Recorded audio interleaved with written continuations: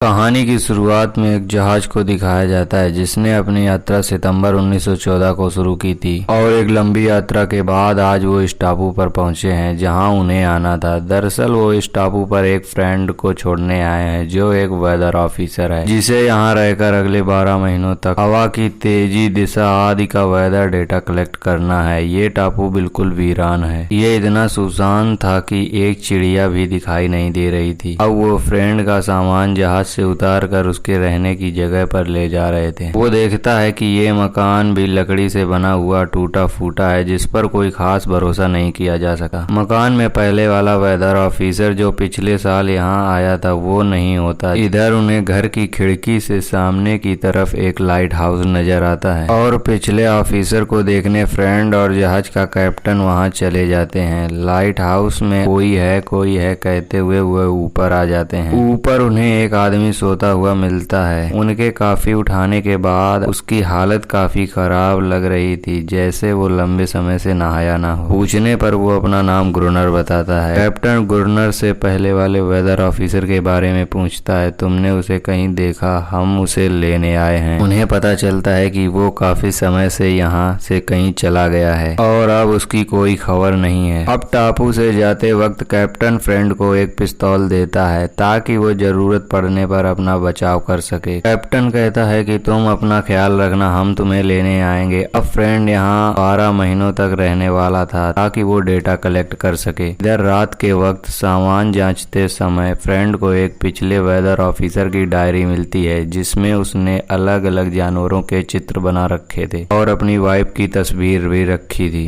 और डायरी पढ़ते पढ़ते फ्रेंड की आंख लग जाती है। अगली सुबह वो वेदर डेटा कलेक्ट करने निकल पड़ता है। वो डेटा को एक डायरी में लिखते रहता है। अब हमें रात का सीन दिखाया जाता है जहां फ्रेंड बैठा हुआ कुछ सोच रहा होता है। तभी उसके दरवाजे पर आवाजें होती हैं। पहले उसे लगता है कि लाइट हाउस वाला गुरनर होगा, फिर वो दरवाजे के नीचे अजीब तरह के हाथ देखता है और डर जाता है और कैसे भी करके डरते हुए रात गुजारता है। अगली सुबह बाहर आने पर उसे पैरों के निशान मिलते हैं जो समुद्र की तरफ जाते हैं। अब उसे लाइट हाउस जाकर गुरनर से रिक्वेस्ट करने लगता है कि मुझे भी लाइट हाउस के अंदर आने दो, मुझ पर कल किसी ने हमला किया था, प्लीज मेरी हेल्प करो। गुरनर कहता है कि तुम्हें बोट पर ही रहना था और वो उसे लाइट हाउस में रहने से मना कर देता है। इधर फ्रेंड वापस आकर अपने रहने की जगह पर चारों ओर लकड़ियां लगा देता है और कीली से पट्टियां लगाकर हर कमजोर हिस्से की मरम्मत करता है। जितना हो सके उस जगह को और महफूज बनाने में लग जाता है। अंदर उसे एक राइफल भी मिल जाती है जिससे उसका हौसला और बढ़ जाता है। अब रात के वक्त वो देखता है कि क्रीचर्स पानी से निकलकर उसकी तरफ ही आ रहे हैं। इनको आता देख फ्रेंड डरने लगता है। अब अगले ही पल वो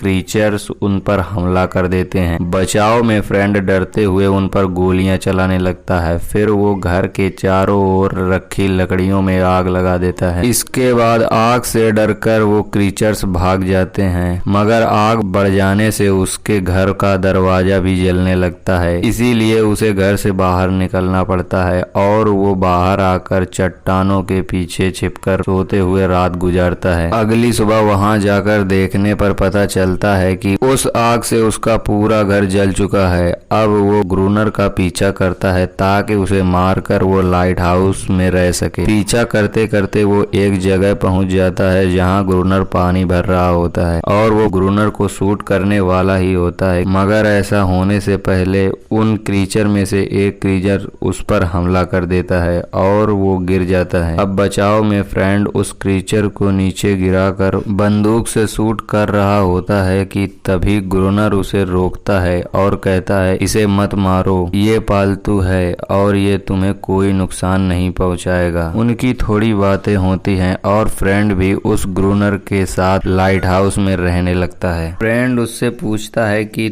तुम्हें इस जगह के बारे में पहले पता था तो तुम जो मुझे छोड़ने आया था उसमें क्यों नहीं गए? गुरनर कहता है कि अब मुझे इस जगह पर सुकून मिल रहा है और मैं यहीं रहना चाहता हूँ। इधर रात के वक्त गुरनर फ्रेंड को राइफल लेकर ऊपर आने को कहता है और वो दोनों बातें करते हुए पहरा देने लगते हैं। कुछ देर बाद क्रीचर पानी से निकल कर आने लगते हैं। फ्रेंड उनके आने पर गोली नहीं चला पाता और बेहोश हो जाता है और ग्रूनर को उनसे रात भर अकेले ही लड़ना पड़ता है। इसलिए ग्रूनर अगली सुबह थोड़ा गुस्से में होता है क्योंकि उसे फ्रेंड से ऐसी उम्मीद नहीं थी कि वो इस तरह डर जाएगा। अगली सुबह फ्रेंड को ग्रूनर नींद से जगाकर पानी भर के लाने को कहता है। फ्रेंड जब पानी भर के वापस लौटता है तो देखता है ग्रूनर उस क्रीचर के साथ है। उसे यह बड़ा अजीब लगता है। खैर पानी लाने के बाद शाम को वो खाना खा रहे होते हैं। ग्रूनर फ्रेंड को कहता है कि आज तुम्हारे पास एक और मौका है। ऐसा इसीलिए कहता है क्योंकि फ्रेंड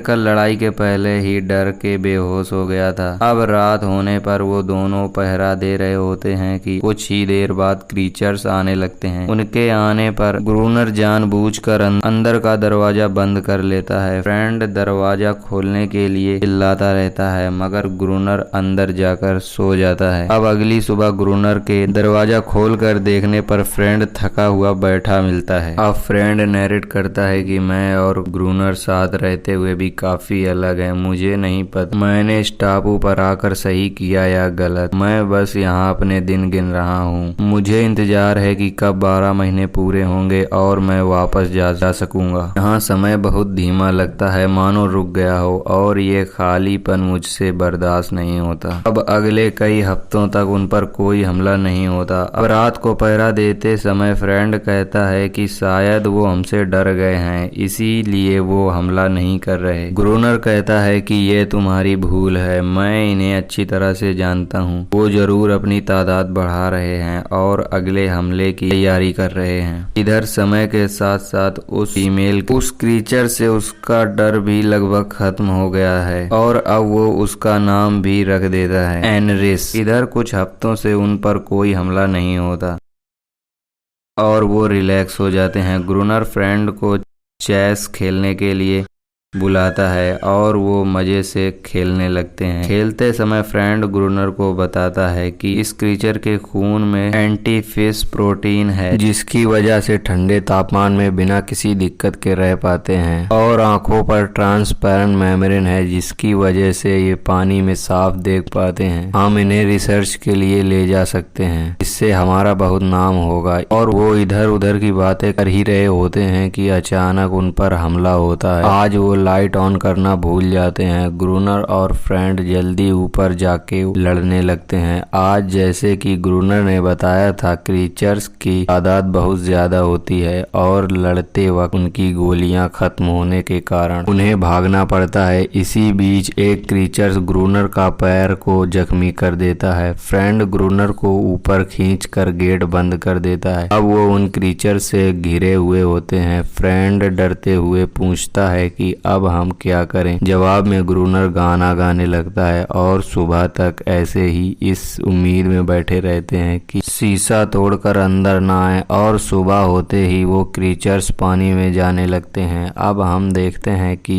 एनरिस ग्रूनर के जख्म को चाट कर ठीक कर रही होती है क्योंकि उसके लार में कुछ ऐसा केमिकल है जो जख्म को ठीक कर देता है। इधर फ्रेंड बाहर टहलते समय दूर एक समुद्री जहाज को देखता है। वो बहुत खुश हो जाता है और फ्लेयर लाने चला जाता है क्योंकि वो नहीं चाहता कोई इस टापू पर आए। उन्हें इस जगह से प्यार था और वो खुद को यहाँ का राजा मानता था। अब फ्रेंड जहाज को दूर जाता देख उदास हो जाता है। फिर यूं ही टापू पर घूमते समय उसे एनरिस दिखाई देती है जो डरी बैठी होती है। फ्रेंड जाकर उससे बात करता है और उसे लकड़ी से बनी एक छोटी बोट दिखाता है और बताता है कि ऐसी ही एक जहाज से मैं यहाँ आया था। इस पर एनरिस उसे टापू के दूसरी ओर ले जाती है जहाँ एक बोट उल्टी पड़ी होती है। फ्रेंड बोट को देखकर बहुत खुश हो जाता है और वो आकर ग्रूनर को बताता है। जवाब में ग्रूनर कहता है कि मुझे इसके बारे में पहले पता था। फ्रेंड पूछता है कि तुमने मुझे क्यों नहीं बताया। ग्रूनर कहता है अगर तुम वो बोट लेकर जाते तो भूख से मारे जाते या तो ठंड से मारे जाते, वो किसी काम की नहीं है। इसके बाद वो बताता है कि ये बोट और गेटिस्ट लुटेरों की है, वो यहाँ से डायनामाइट सप्लाई करते थे। तो फ्रेंड कहता है तो क्यों ना हम उस डायनामाइट को खोजें जिससे हम बहुत सारे क्रीचर्स को एक साथ मार पाएंगे। ग्रूनर मना कर देता है क्योंकि समुंदर में जाने में बहुत रिस्क है, मगर फिर ग्रूनर फ्रेंड को फेनरिस के साथ नहाता देख चिढ़ जाता है। उसे ऐसा लगता है कि उसकी जगह कोई और ले रहा है, इसीलिए अब वो फ्रेंड को कहता है कि अब मेरा मन बदल गया है, हम डायनामाइट खोजने चलेंगे, मगर पानी के अंदर उसे ढूंढने तुम ही जाओगे। अब अगले दिन वो बोट लेकर वहां जा जहां पोर्तिव का शिप डूबा था। फ्रेंड कहता है कि मैं 3 बार रस्सी हिलाऊं तो इसका मतलब मुझे मदद चाहिए, तुम मुझे ऊपर खींच लेना। अब अंदर जाकर फ्रेंड बॉक्स को ऊपर भेजने लगता है, मगर किसी चीज से टकराने से वो गिर जाता है और उठ नहीं पाता। फिर फ्रेंड रस्सी को हिलाता है, मगर ग्रूनर देख के भी नजरअंदाज करता है और उसे ऊपर नहीं खींचता। फिर फ्रेंड खुद ही कोशिश करके ऊपर आ जाता है। अब लाइट हाउस आकर वो बॉक्स चेक करने लगते हैं। एक बॉक्स में उन्हें डायनामाइट मिल जाता है और वो दोनों काफी खुश हो जाते हैं और जल्दी से बाहर आकर लाइट हाउस के चारों तरफ डायनामाइट लगा देते हैं। लेकिन अब कई हफ्तों तक उन पर कोई हमला नहीं होता और वो बैठे हुए इस बारे में बात कर ही रहे होते हैं, तभी एनरिस उनके लिए खाना लेकर आती है। ग्रूनर अचानक उसे पीटने लगता है। वो कहता है कि जरूर इसने उन्हें बता दिया होगा कि हमने डायनामाइट लगा रखे हैं, आखिर में है तो उसी में से एक। इसके बाद ग्रूनर कहता है कि फ्रेंड आज तुम दरवाजा खुला छोड़ देना, हम उन्हें लालच देंगे ताकि वो हमला करें। अब ग्रूनर एनरिस ऊपर ले जाता है और उसे आवाज लगाकर बुलाने को कहता है। अब एनरिस जोर जोर से रोने लगती है और वो आवाज सुनकर थोड़ी देर में एक बड़ी तादाद में आते हैं और वो दरवाजा खुले होने की वजह से अंदर आ जाते हैं। फ्रेंड उनसे लड़ता हुआ लाइट हाउस के ऊपर आ जाता है। इधर ग्रूनर पैडल दबाने का सही समय का इंतजार करता है, लेकिन जब वो पैडल दबाता है तो डायनामाइट ब्लास्ट नहीं होता क्योंकि वायर्स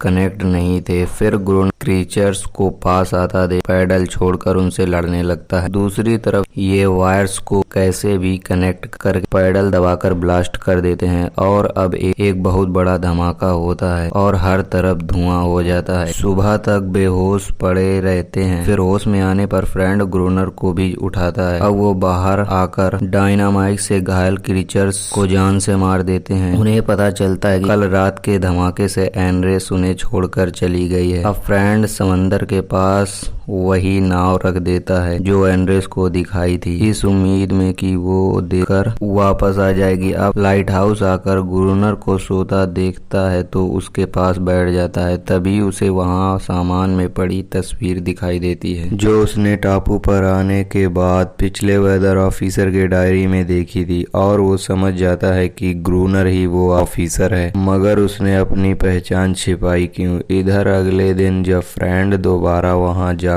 देखता है तब उसे एनरिस मिलती है जो बाकी और क्रीचर्स को साथ लाई थी। फ्रेंड देखता है कि उसमें से कोई भी उसे नुकसान नहीं पहुंचा रही है और उसे एहसास होता है कि यह लोग सिर्फ शांति चाहते हैं, यह तो सिर्फ अपने बचाव में हमला करते हैं। इसी बीच ग्रूनर वहां हमला करने लगता है। फ्रेंड चिल्लाता है ग्रूनर को रोकने के लिए, कहता है पर शायद उसकी आवाज वहां तक नहीं जा रही थी। अब लाइट हाउस जाने पर फ्रेंड की ग्रूनर से बहस हो जाती है। फ्रेंड कहता है जब वो शांति चाहते हैं तो तुम उन्हें क्यों उकसाते हो, इस सब का कारण तुम्हारा ये रवैया है उनके प्रति। ग्रूनर ये सब सुनकर पागलों की तरह बिहेव करने लगता है और दुखी होकर बाहर क्रीचर्स के बीच चला जाता है जो उसे नोच नोच कर मार देते हैं। अब हम कुछ महीनों बाद का समय देखते हैं। पूरा 1 साल होने आया। अब एक नया कैप्टन एक नए वेदर ऑफिसर को छोड़ने आया है। वो फ्रेंड को बुरी हालत में देखकर ग्रूनर समझता है और पूछता है कि बताओ फ्रेंड कहाँ है, हम उसे लेने आए हैं। फ्रेंड चाहते भी उन्हें कुछ नहीं बता पाता और वो खड़े होकर खिड़की से बाहर देखने लगता है। वो उनसे ग्रूनर बनकर ही बातें करता है। वो बाहर खड़े सिफ को देखकर सोचने लगता है कि आज मैं समझ पा रहा हूँ क्यों ग्रूनर अपनी पहचान छिपा रहा था। आज मैं समझ पा रहा हूँ क्यों ग्रूनर यहाँ से नहीं जाना चाहता था। असल में यहाँ असीम शांति है जो बाहर की दुनिया में महसूस नहीं की जा सकती। और यहीं पर यह मूवी खत्म हो जाती है। तो दोस्तों, अगर आपको इस मूवी की एक्सप्लेनेशन पसंद आई तो वीडियो को लाइक और चैनल को सब्सक्राइब कर लें, क्योंकि मैं मिलूंगा आपको अगली वीडियो में। Till then take care, love you, bye bye.